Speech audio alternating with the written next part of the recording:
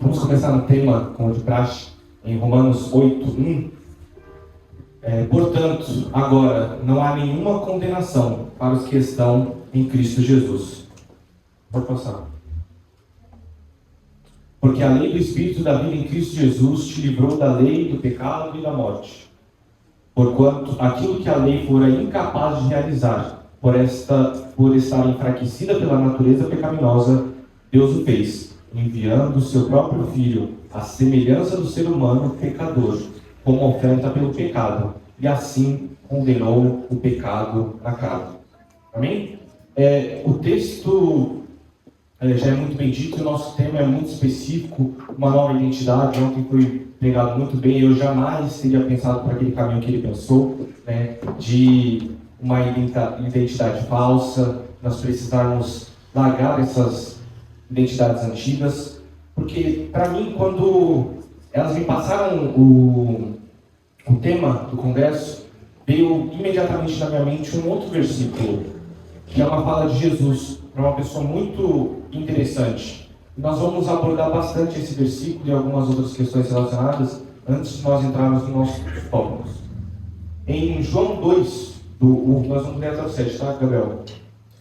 Havia entre os fariseus um homem chamado Nicodemos, membro do Supremo Tribunal dos Judeus.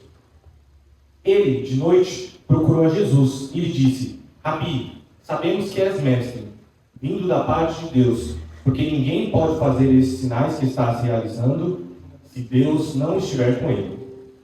Jesus respondeu-lhe, declarando: em verdade te asseguro, que se alguém não nascer de novo, não pode ver o reino de Deus. Nicodemos questionou: como pode um homem nascer sendo velho? Pode, todavia, entrar pela segunda vez no ventre de sua mãe e nascer novamente? Arrazoou Jesus: em verdade te asseguro que quem não nascer da água e do Espírito não pode entrar no reino de Deus. O que é nascido da carne é carne, mas o que é nascido do Espírito é Espírito. Não te surpreendas pelo fato de eu haver dito: deveis nascer de novo. Amém? E para mim a frase de Jesus ela é extremamente mais interessante para a pessoa que ela disse. Porque quando Jesus diz isso para Nicodemos, que era, como nós vimos, ele era uma pessoa extremamente importante para os judeus, ele tinha um peso muito grande. Nicodemos era um doutor da lei, era uma pessoa que a palavra dele tinha muito valor. É quase como se todos os judeus ficassem atentos para ouvir tudo que ele tem para dizer, para poder aprender com cada uma das palavras dele. Porém, quando Jesus diz para Nicodemos: Nicodemos, eu preciso que você nasça de novo. Se você não nascer de novo, você não vai poder entrar no reino dos céus. Porque, irmãos, e agora nós vamos entrar em algumas questões que são, de certa forma, complexas, mas eu juro que eu tentei simplificar o máximo possível. E se você prestar atenção, é uma questão muito simples.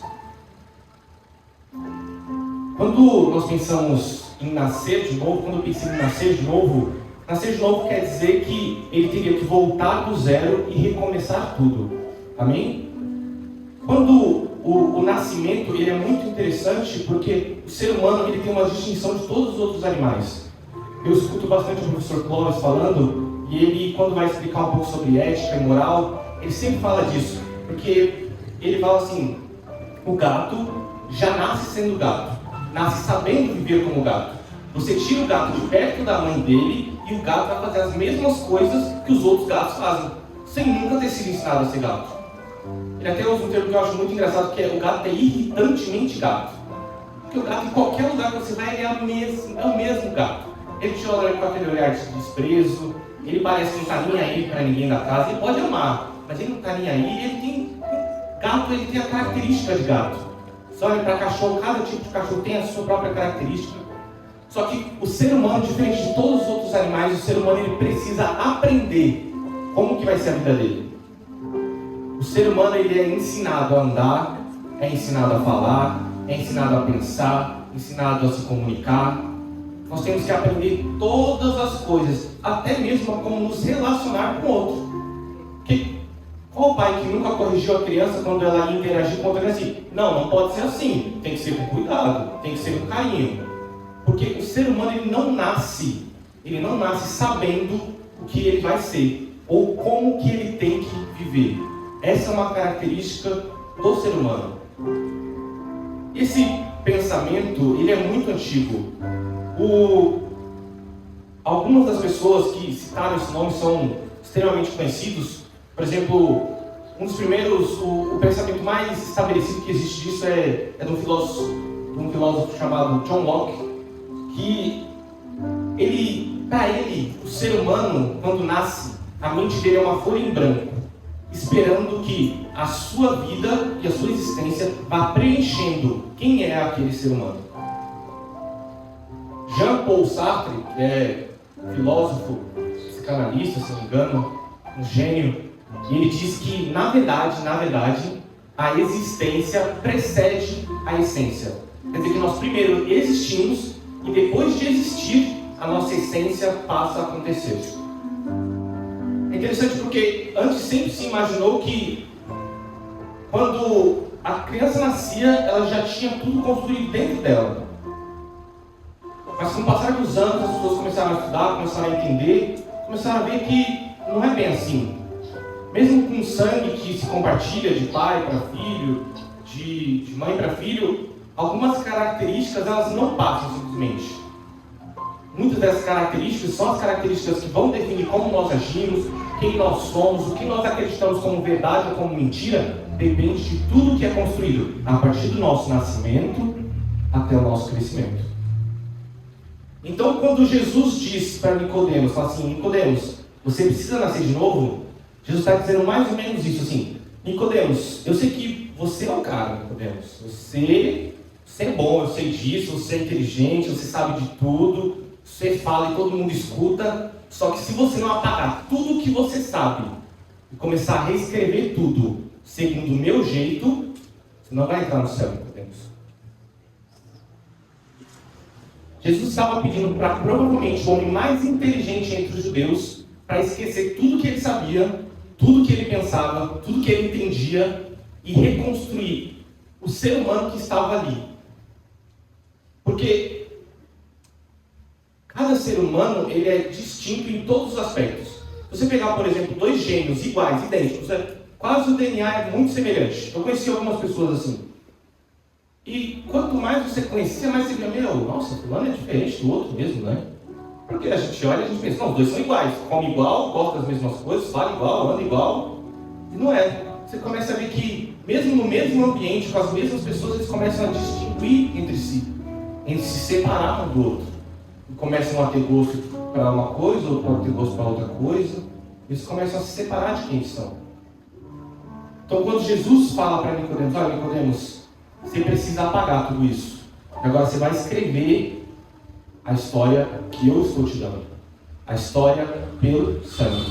Você escreveu até agora pela carne, mas agora você vai escrever pelo sangue. Aleluia. E antes de nós entrarmos nos nossos tópicos, eu conheci um outro pensador, um filósofo, há um certo quantidade de tempo, que eu achei ele muito inteligente, muito interessante. E o nome dele é difícil. O nome dele é Søren Kierkegaard. Ele é filósofo dinamarquês e ele é teólogo. Kierkegaard também entrou nessa mesma onda de falar sobre como que o ser humano é construído. Porém, por ele ser teólogo, ele tem algumas visões distintas das outras pessoas.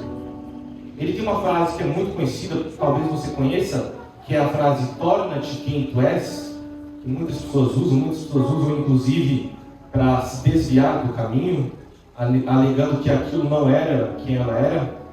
Porém, Kierkegaard, ele não quis dizer isso, porque essa frase ela é relacionada a uma outra frase muito interessante, e essa é difícil. Eu vou ler e eu vou explicar. Que é: o eu é uma relação que se relaciona consigo mesma e, ao fazê-lo, relaciona-se com aquele que a estabeleceu. Ele está dizendo que o ser humano que eu sou, para existir, para ser, ele precisa se relacionar comigo mesmo, o que nós acreditamos que é alma, espírito, corpo e alma, preciso me relacionar comigo mesmo e olhar para a pessoa que designou tudo isso, que segundo o próprio é Deus. E por que as duas frases são ligadas? Porque quando ele fala, você tem que olhar para você mesmo, e então olhar para Deus, e aí agora, olhando para Deus, você vai entender, porque foi Ele que estabeleceu, que você precisa se tornar quem você é, quem Deus estabeleceu que você fosse. Ele diz que, na verdade, a nossa existência ela só é completa e real quando nós olhamos para Deus, que estabeleceu quem nós somos, e nos tornamos quem Deus quer que nós sejamos.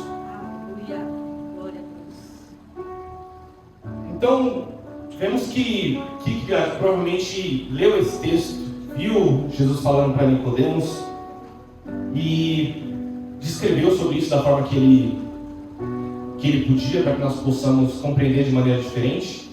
Mas a questão é que tudo isso é muito difícil. Para se tornar outra pessoa, a teoria é muito fácil, mas como eu deixo de ser eu mesmo? Como eu abandono quem eu sou para me tornar outra pessoa, segundo a palavra de Deus? E nos dias de hoje nós temos estudos muito importantes que nos ajudam a entender isso. E agora nós vamos entrar no primeiro tópico. A primeira coisa que pode te ajudar a se tornar outra pessoa é escolher as pessoas que você tem perto de você. Porque o pastor já disse isso, eu já disse essa frase, que nós somos uma média das 5 pessoas que nós temos mais próximas de nós. Existe até uma frase no mercado financeiro americano, que foi dito até por um dos maiores economistas do mundo, que ele diz, ande com 5 burros e você será o 6º burro. Ande com 5 sábios e você será o 6º sábio. Garantindo que, na verdade, as pessoas que nós escolhemos para estar ao nosso lado nos influenciam muito mais do que nós podemos imaginar. A psicologia descobriu e a neurociência entende hoje que o cérebro ele tem uma parte do cérebro que ele acaba observando as ações e ele tende a tentar repetir. Que é aquele negócio, talvez você já tenha reparado, isso eu vou lembrar agora. Você começa a andar tanto com uma pessoa que você pega os trejeitos, você pega as manias, você pega o ditado, você pega o jeito de sentar, você começa a imitar aquela pessoa inconscientemente. Porém, a gente não olha para quem a gente está tendo do nosso lado. A gente acha que não, isso jamais vai me afetar. Não, eu vou sentar aqui na roda dos escarnecedores, mas vai estar tudo certo, porque eu sou diferente. Eu sinto te informar, o seu cérebro, enquanto você está ali, ele está olhando para aquelas pessoas, entendendo que elas são pessoas que você quer se parecer. Em 1 Coríntios 15:33 diz: não vos enganeis, as más companhias corrompem os bons costumes. Em Salmos 1:1 isso. Abençoado com felicidade é o homem que não segue o conselho dos ímpios, não se deixa influenciar pela conduta dos pecadores, nem se assenta na reunião dos zombadores. A psicologia descobriu agora, há mais ou menos 40 anos, que a Bíblia já nos diz, né? Há sabe-se Deus quanto tempo. Porque quanto mais próximo você estiver dessa pessoa, mais você vai se parecer com ela. E infelizmente, estar na casa do Senhor, escolher ter uma nova identidade, requer escolhas difíceis. Sabe por quê? Eu peguei um negócio aqui, que as meninas prepararam, que eu achei muito legal, e eu decidi usar. Elas fizeram um RG, olha que legal, dos jovens, acho que tem mais de algumas pessoas, e tem aqui Romanos 8:1. Eu peguei o leitor de exemplo, que como já foi bastante elogiado ele hoje, vou usar ele como exemplo, mas é só por questão de exemplo. Vamos dizer que essa aqui é a identidade do Heitor, certo? Tem a foto dele, tá aqui. Com todo mundo que olhar e falar, beleza, esse aqui é o Heitor. Então eu conheço o Heitor faz isso, o Heitor faz aquilo, o Heitor toca bateria, o Heitor é essa pessoa. Só que agora, Heitor, você tem que deixar essa identidade para trás. E agora, você é a ovelha. Você é a ovelha. Você age como ovelha. Você pensa como ovelha. E quando as pessoas olharem para você, elas não têm que pensar nisso aqui. Não tem que pensar nesse Heitor antigo.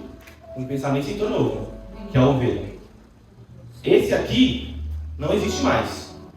Esse aqui morreu. Esse aqui pode tacar fogo. Pode jogar fora. Acabou. Agora é esse aqui. E para você fazer essa escolha, você precisa decidir quem você quer do seu lado. Às vezes, eu sei, principalmente para quem é jovem, é difícil se afastar de algumas pessoas. Eu sei que é difícil. Só que algumas pessoas, elas estão caminhando para um buraco. Se você estiver muito perto, elas vão te arrastar com força. Com toda a força. Na faculdade, eu tive pouco tempo de aula presencial, porque acabou entrando a pandemia. Só que nos primeiros dias de faculdade, a galera já na sexta-feira, não, vamos pro bar e tal, não sei o quê. Eu conheci algumas pessoas, aí, não, você não quer ir com a gente? Eu falei, não, obrigado. Eu, não, mas eu sei que você não deve, mas só pra você ficar lá com a gente. Aí eu falei, não me leva mal, não, eu não vou de jeito nenhum. Falei assim, eu não quis ser grosso, mas acabei sendo um pouco grosso. Depois ele veio conversar comigo e tal, porque ele também ele era cristão, ele é igreja, e eles iam lá para comer coxinha, para ficar conversando. Ele falou, pô, meu, por que você não foi e tal? Só pra gente conversar e tal, pra gente se conhecer. Aí eu falei, cara, desculpa, não me leva a mal, não me entenda errado. Mas, olhando aqui, eu entendi mais ou menos qual é a pegada da maioria das pessoas. Eu não quero me parecer com nenhum de vocês. Me desculpa. Eu não quero que as pessoas olhem pra gente e achem que a gente é semelhante. Eu não quero. Porque vocês não conseguem ter o mínimo de respeito. Vocês não conseguem nem estar na aula. Vocês não conseguem fazer coisa alguma. Eu não quero andar com vocês porque, cara, não tem nada a ver, de verdade. E essas são as coisas que nós temos que fazer todos os dias. Ah, mas é o meu colega de trabalho. Tá bom, você vai sentar do lado dele, vai trabalhar, conversa de trabalho, tá tudo certo. No momento que as coisas saírem, você levanta. Você sai. Ah, mas eu vou ser mal educado. Seja mal educado. Pela sua vida, pela sua salvação, pela sua nova identidade com Cristo, que é o necessário para ir para o céu, vale a pena. Eu te garanto que vale a pena. E às vezes, a gente pensa que são só as pessoas de fora. Tem pessoas da nossa família, tem amigos antigos. Todas as pessoas, elas também precisam ser tiradas, se for necessário. Eu sinto te informar, mas sangue, de verdade, sangue, se ele fosse tão relevante para nós, não era nem possível doar sangue. Então, se eu for lá hoje, tirar o meu sangue, outra pessoa vai ter o exato sangue que tinha em mim, vai passar para o corpo dela. Então, mas é primo, é tio, eu não quero saber. Me desculpa, para mim não tem importância. Eu vou manter do meu lado as pessoas que fazem bem para mim, que me aproximam de Deus e que querem pelo menos o meu bem.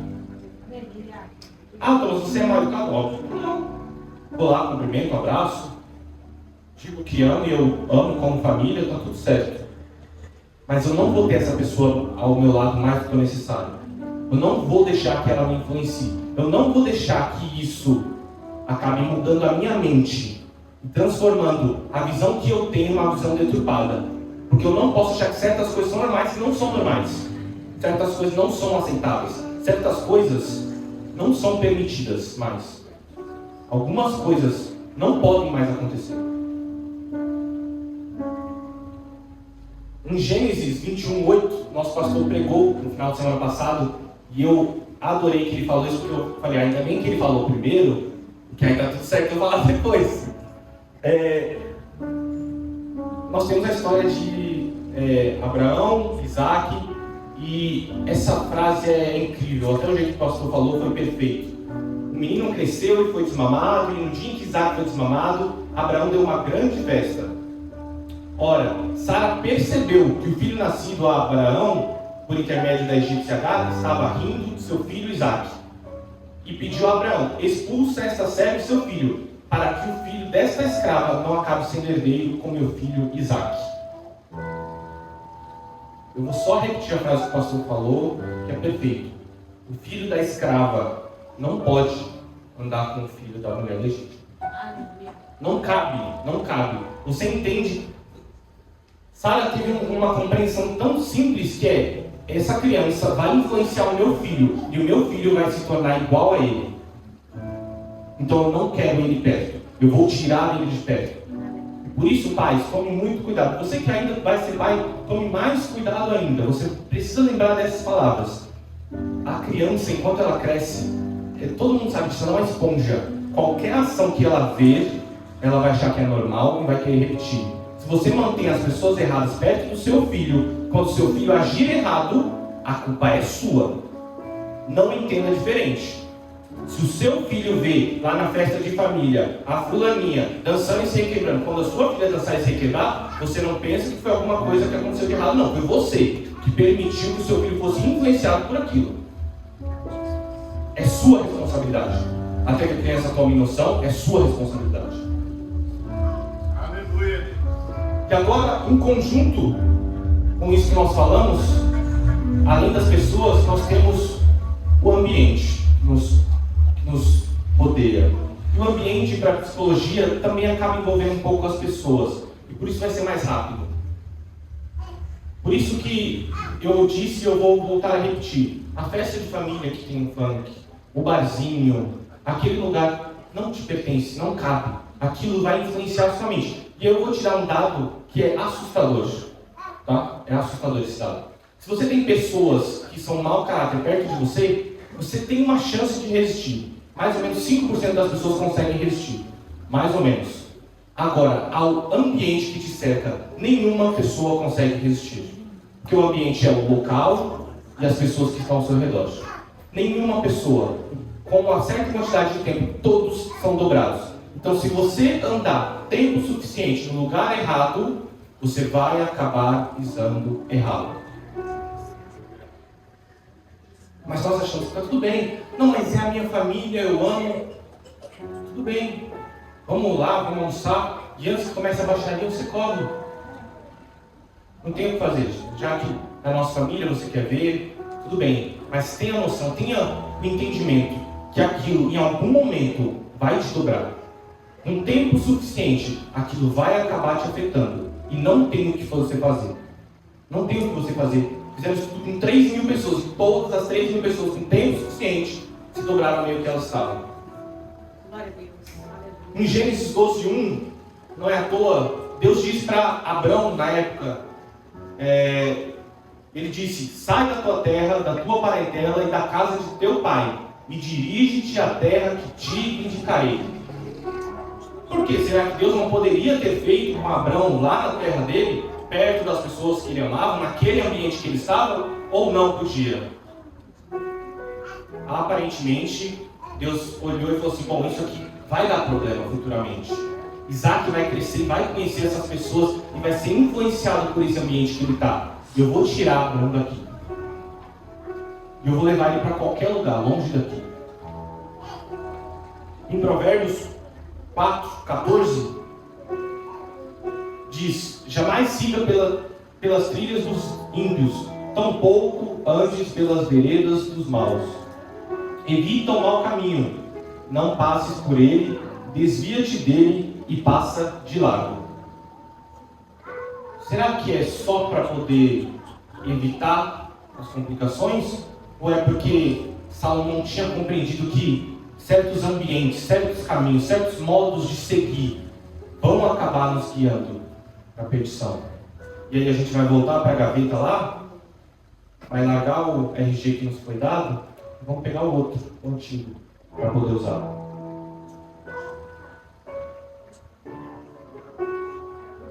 A terceira coisa, que é muito semelhante, mas é distinto, são situações. Situações, eu vou explicar para você uma história extremamente curta, mas ela é perfeita para explicar isso. Meu avô fumou alguns anos da vida dele. Eu não tenho memória dele fumar. Não sei se ele fumou enquanto eu já era nascido. Não, né? Porque também, talvez, ele tinha ido para longe, meu avô tinha muito essa mentalidade. Mas ele parou de fumar antes de eu nascer. E chegou um certo momento que, tentando parar de fumar, ele percebeu que toda vez que ele ia tomar café, ele sentia vontade de fumar. Ia tomar café, sentia vontade de fumar. E aí ele tomou uma decisão muito simples. Falou, então eu vou parar de tomar café, porque eu não sinto vontade de fumar. Se eu não tomo café, eu não vou sentir vontade de fumar.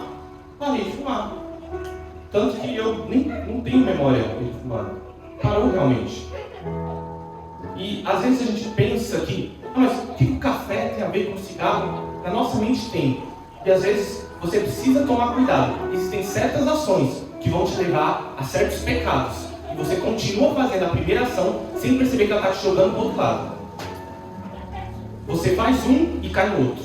Faz um e cai no outro. Não, mas eu não pensei no pecado. Não. Mas você tomou o primeiro passo, que acabou te jogando dentro do buraco. Em Mateus 5:29, Jesus está dando um sermão, e Jesus é muito duro nessa frase, nessa parte específica, mas nós já vamos falar disso. Ele diz, se o teu olho direito te leva a pecar, arranca-o e lança-o fora de ti, pois te é mais proveitoso perder um dos teus membros do que todo o teu corpo ser lançado no inferno. E se a tua mão direita te fizer pecar, corta e atira para longe de ti, pois te é melhor perder, mas te é melhor que um dos teus membros se perca do que todo o teu corpo seja lançado no inferno. Parece extremo, né? Jesus, como que Jesus vai dizer, não, arranca o olho aí, porque o seu olho está te fazendo pecar. Mas eu imaginei que talvez Jesus estivesse usando da famosa hipérbole, né? Um exagero. Porque se ele falar para você arrancar um olho e você achar um absurdo, ele fala, não, então só tira essa pessoa perto de você. É mais aceitável, Jesus, eu consigo tirar essa pessoa. O que Jesus está querendo dizer é que se isso aqui te faz pecar, se essa situação, se esse momento, se você perceber que a sua perdição está nessa ação, você precisa parar com isso agora. Você precisa tirar, independente da dor que isso causa. E algumas coisas não tem como ser mediadas, algumas coisas não tem como ser por isso, não, mas eu vou arrumar um jeito de fazer aqui. Às vezes não dá. Você precisa fazer igual Jesus falou, arranca, corta, deixa cair no chão, acabou. Ah, mas vai doer. Muito provavelmente vai doer. A mudança é muito dolorida. A mudança judia. Talvez você vai olhar para o lado e vai falar, eu não tenho nenhum amigo. Mas isso vai ser melhor para você. Sabe quantos amigos eu tenho da época da escola? Você consegue saber? Alguém quer tentar chutar quantos amigos eu tenho? Sim. Eu tenho um único amigo, irmão Geraldo. Só acertou. E um único amigo. Uma única amiga que, na verdade, ela até ia vir hoje. E ela não pôde vir. E a nossa amizade, porque eu tenho um carinho imenso por ela, a gente se fala a cada 2, 3 meses. Porque eu mantenho na minha mente. Eu amo ela, mas existem muitas coisas nela que, se eu começar a me parecer, vai me afastar de Deus. Então eu não posso ficar tão próximo dela. Na faculdade, sabe quantos amigos eu tenho? Eu não tenho nenhum amigo da faculdade. Do trabalho, quantas pessoas, Thomas, que você manteria assim uma amizade? Uma pessoa só, provavelmente. Uma única pessoa. Eu conheço muitas pessoas naquele lugar. Existem muitas pessoas ótimas, muitas pessoas incríveis, muitas pessoas que eu respeito profundamente. Mas eu mantenho amizade com uma única pessoa. Porque eu consigo ver, eu começo a olhar. Não, aqui vai me levar. Aqui vai me arrastar para algo que eu não quero. Para algo que eu não quero ser. Algo que eu não quero parecer. Mas é necessário mesmo toda essa mudança? Talvez você pense, não, Thomas está exagerando, Jesus exagerou, não precisa cortar, não precisa ser tão extremo assim, não precisa de tudo isso, não tem porquê.